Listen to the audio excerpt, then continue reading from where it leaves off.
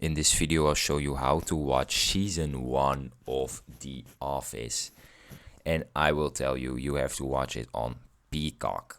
Step 1 is to sign up or log in to Peacock. Open your web browser or Peacock app, log into your account or create a new account, then ensure you have the appropriate subscription tier to access season 1. Step 2. Search for The Office. Use the search bar on the Peacock homepage, type The Office and select the show from the search results. Navigate to the show's main page. Step 3 is to select season 1. On the show's page, scroll down to the list of seasons, click on season 1 to view all available episodes, browse and choose the episode that you want to watch. Step 4. Start streaming. Click the play button on your chosen episode.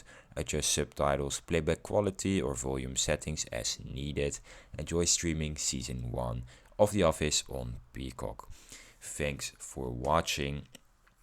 If you have any more questions, please leave them in the comments down below. If you like this video, be sure to also leave a comment down below. I really want to know what you think of these videos. And then go ahead and subscribe to this channel. And thank you for watching.